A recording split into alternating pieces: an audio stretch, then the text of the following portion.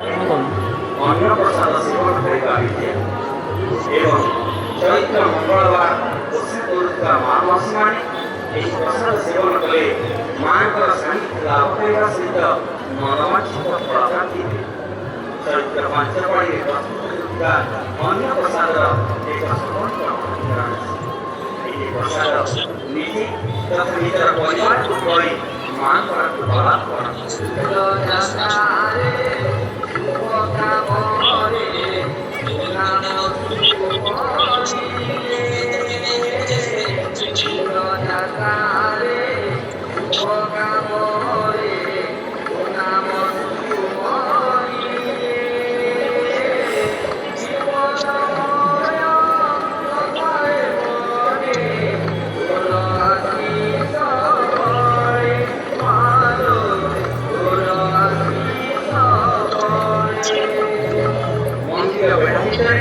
दक्षिण पार्श्वे वर्तमान निमंत्रे माँ का अन्नप्रसाद तेरे आसतु माँ का दर्शन सहित अन्नप्रसाद सेवन करतु और मन मध्य एक आध्यात्मिक पवित्रता को जागृत करातु।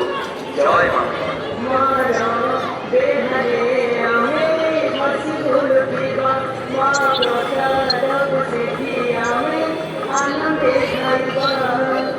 वर्तमान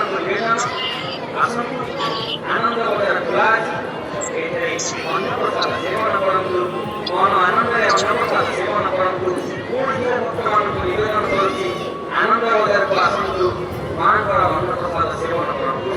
जय माँ।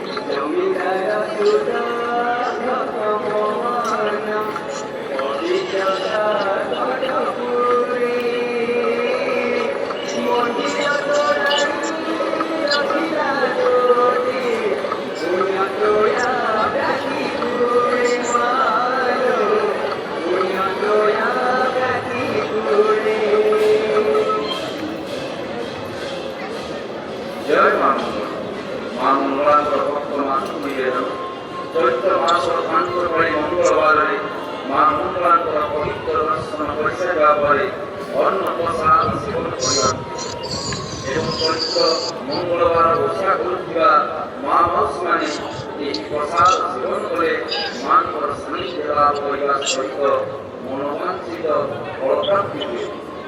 चैत्र पांचपाड़ी प्रस्तुत होता अन्नप्रसाद एक स्वतंत्र महात्मा रही प्रसाद निजे परिवार खुआई माँ कृपा लाभ मंदिर बेढ़ा भर दक्षिण पार्श्वे भक्तमान निमंते माँ अन्नप्रसाद प्रस्तुत होते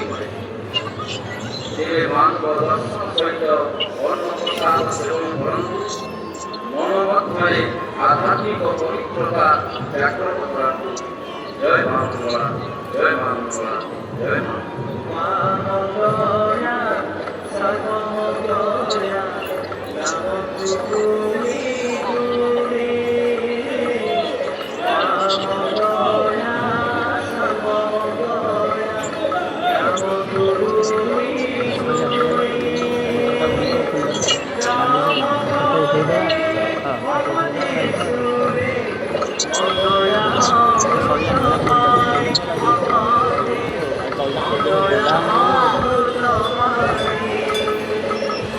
वर्तमान आसतु मंदिर बेढ़ांतर दक्षिण पार्श्वे आनंद बजार खुला अन्नप्रसाद सेवन करूँ पुनः वर्तमान निवेदन आनंद बजार आसतु अन्नप्रसाद सेवन जय माँ।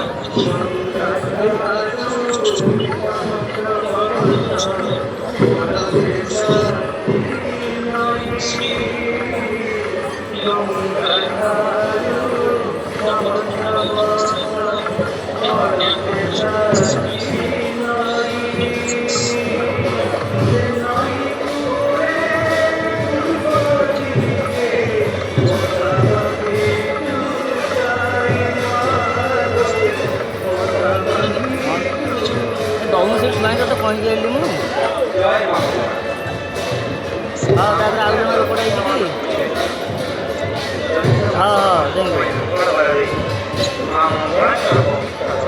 ଦେଇନି ସେ ଦାଦା ସାଇଜ୍ ଦେଇନି ସେ ଶୀଘ୍ର ଅଛି ଦେଇନି ଚୈତ୍ର ମଙ୍ଗଳବାର ପୁରସ୍କାର ମହାମାସୀ ଏହି ପ୍ରସାଦ ସେବନ କଲେ ମାଙ୍କର ସାନିଧ୍ୟ ଚୈତ୍ର ପାଞ୍ଚପଣାରେ ଅନ୍ନ ପ୍ରସାଦର ଏକ ସ୍ୱତନ୍ତ୍ର ଏହି ପ୍ରସାଦ ନୀତି ନିଜର ପରିବାରକୁ ଖୁଆଇ ମାଙ୍କର କଳା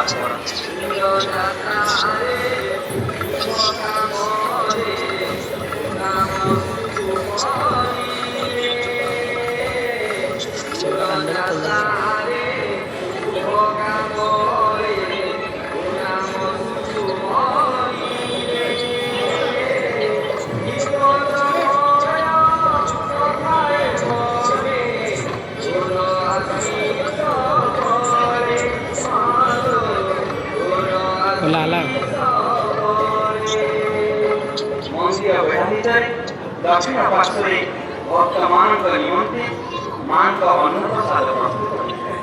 ତେବେ ଆସନ୍ତୁ ମାଙ୍କ ଦର୍ଶନ ସହିତ ଅନ୍ନପ୍ରସାଦ ସେବନ କରନ୍ତୁ ଓ ମନ ମଧ୍ୟରେ ଏକ ଆଧ୍ୟାତ୍ମିକ ପବିତ୍ରତାକୁ ଜାଗ୍ରତ କରାନ୍ତୁ। ଜୟ ମା।